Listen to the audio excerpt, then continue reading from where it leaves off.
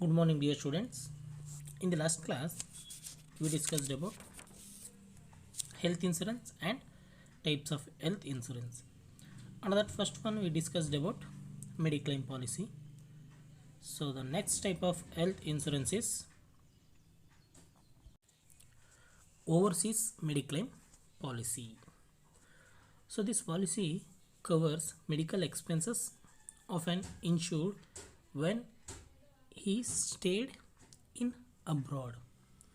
So this overseas mediclaim policy, it will cover the medical expenses of a insured person if an insured person is stayed in abroad. So overseas means abroad. The insured amount will be between 50,000 rupees to 5 lakh rupees. Under this overseas mediclaim policies, the insured amount will be fixed. That amount will be between 50,000 rupees to 5 lakh rupees.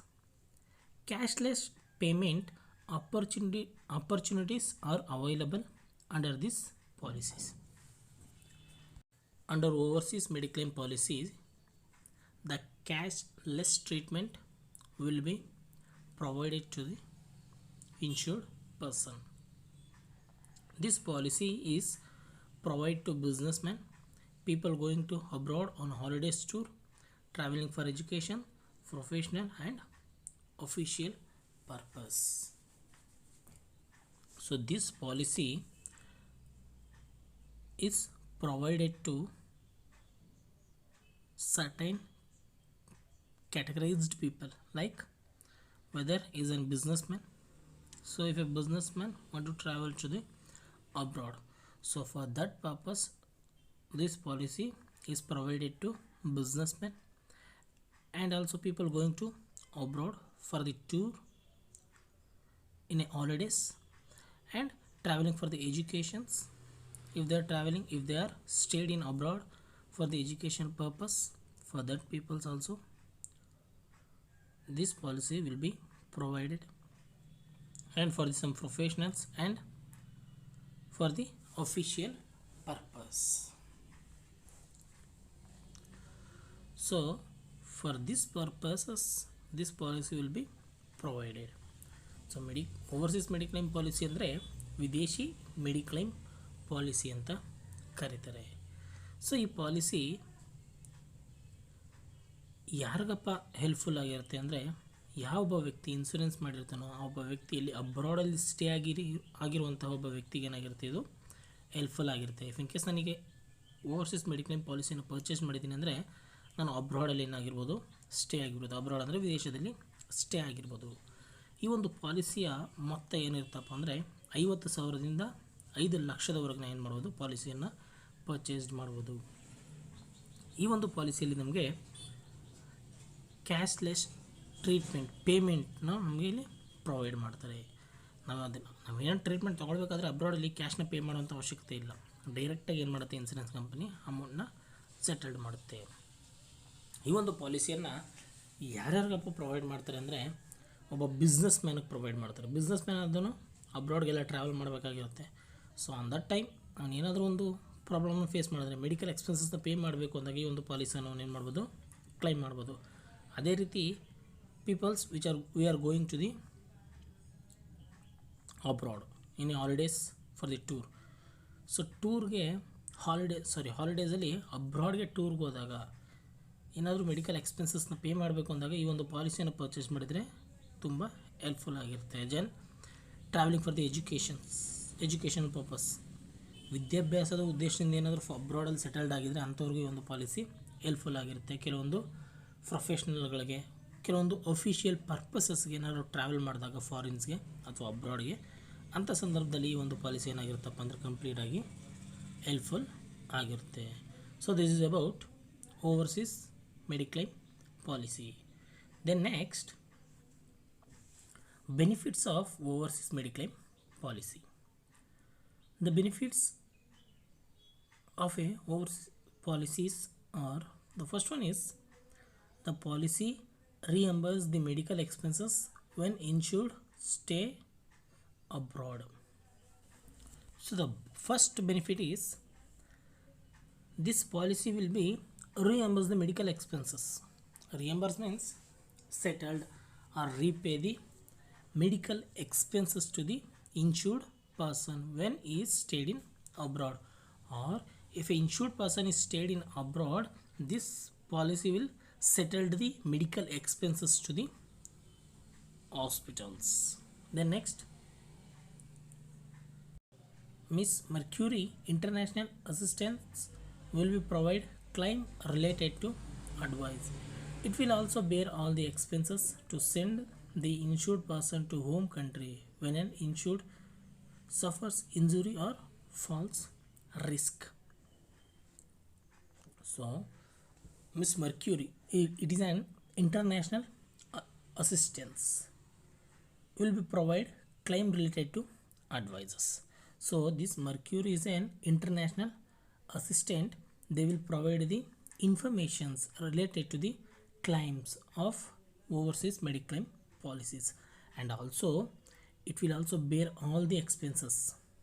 So this assistance will bear the all the expenses to send the insured person to the home country when the insured person is suffers in injury or falls in any risk.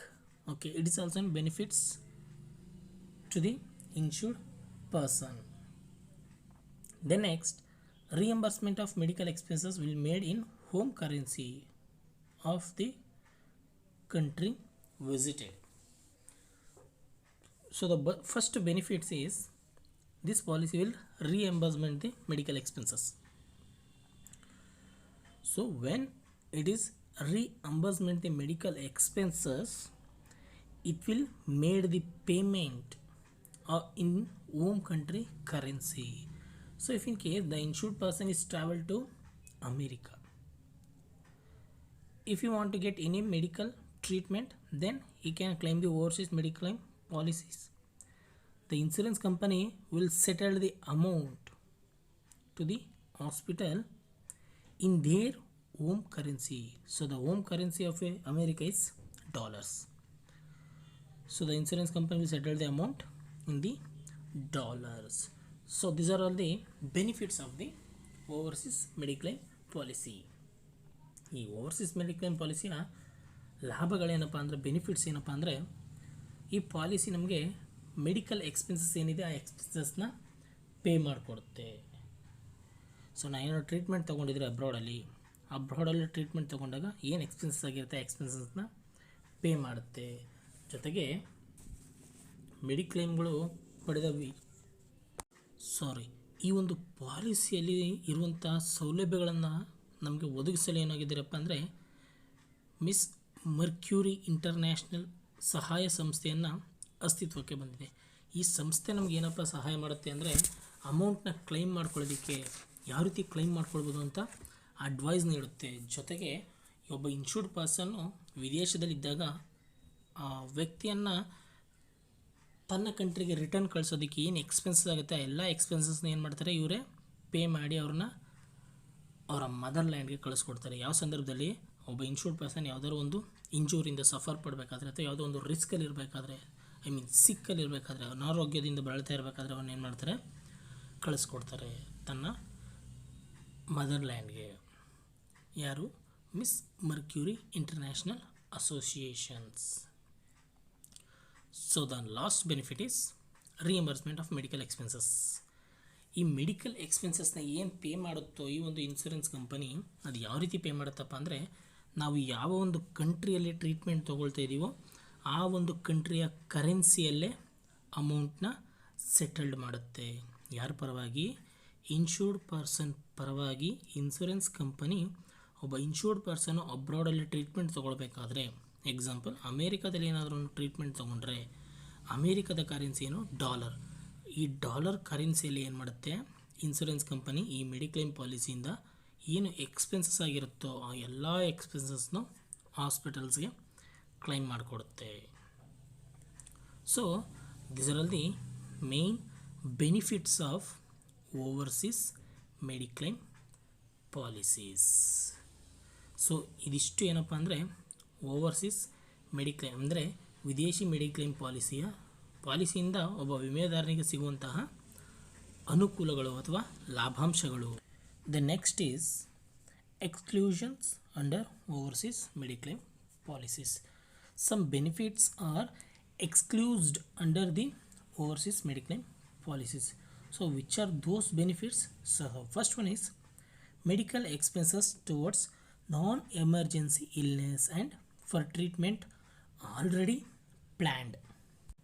It means before purchasing this policy, if an insured person is suffered from any illness, so after purchasing the policy, if you want to get treatment for the already planned illness, for that purpose this policy will not claim the any expenses to the insured person.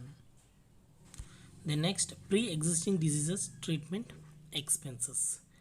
So any pre-existing diseases, if they want to get treatment for the pre-existing diseases, on that time the insurance company will not claim any amount to the insured person.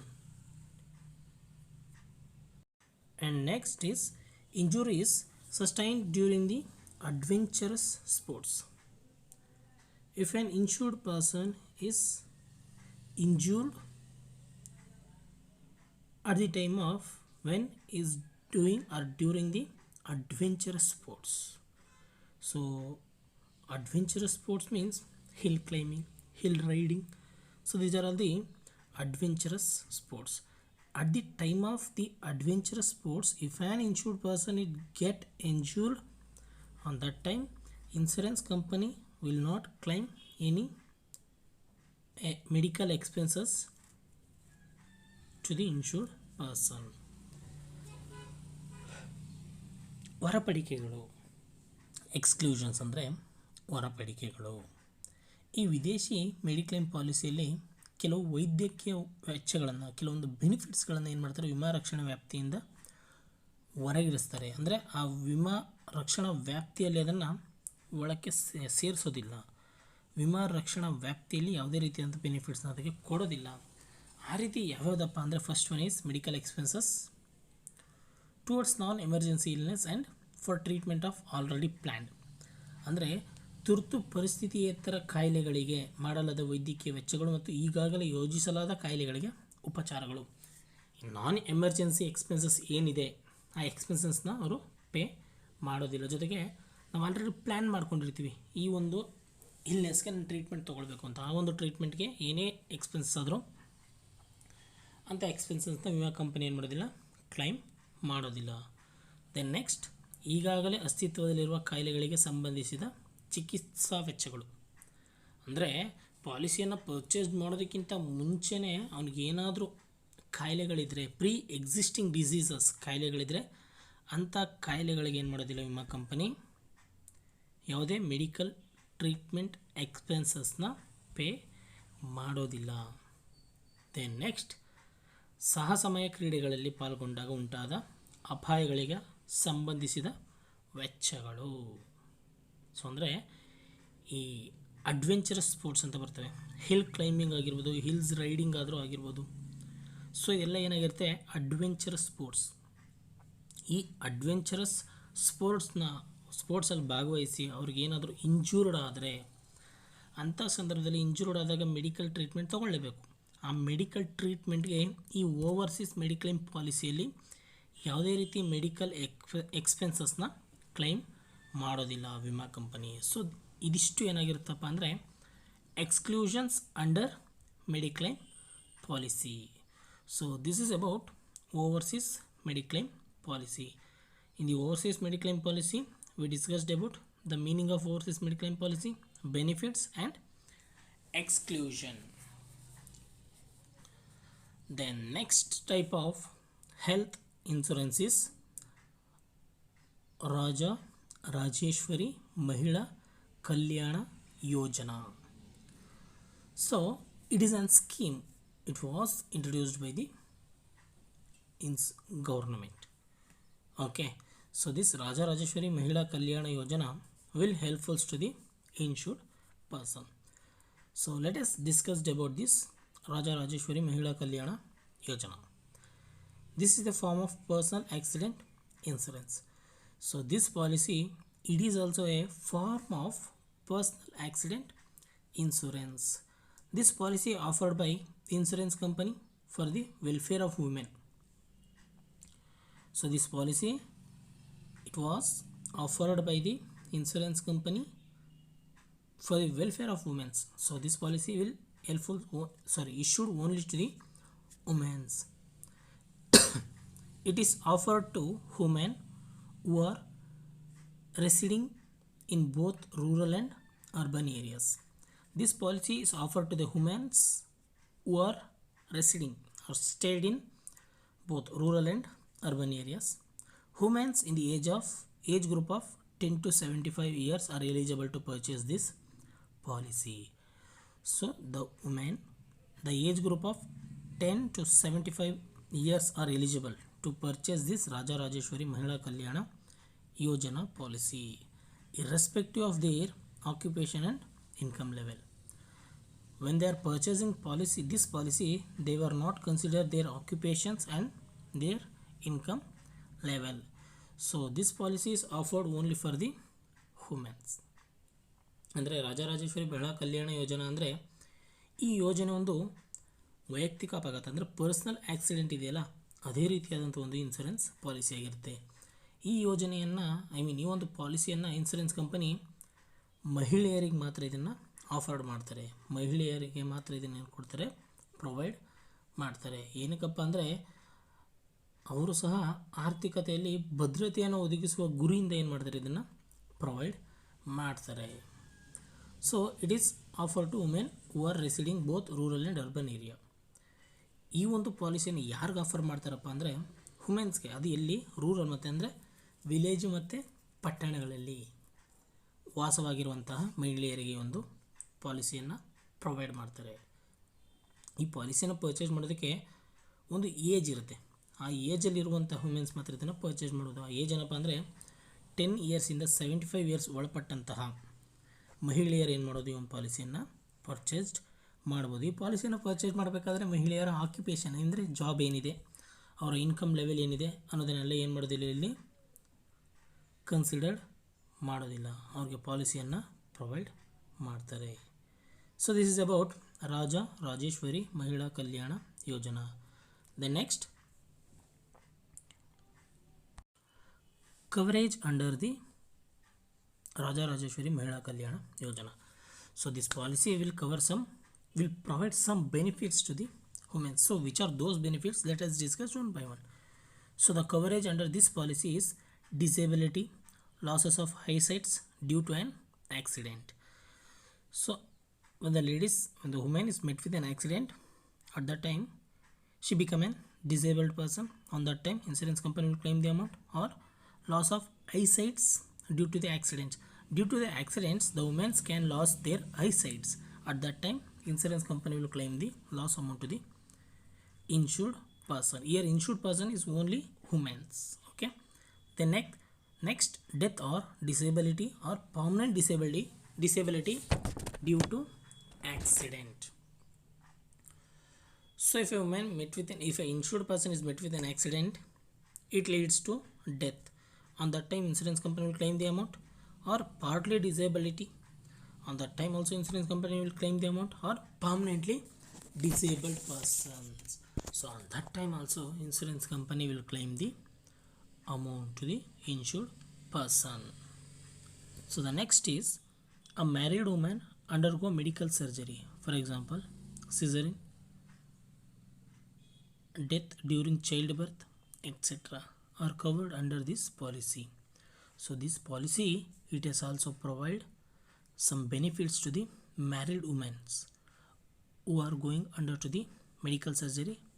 So the medical surgery like for the cesarean or women or the insured person death during the childbirth, for that also the insurance company will claim the insurance amount to the insured person. So these are all the coverage under the Rajarajeshwari ಮಹಿಳಾ ಕಲ್ಯಾಣ ಯೋಜನೆ.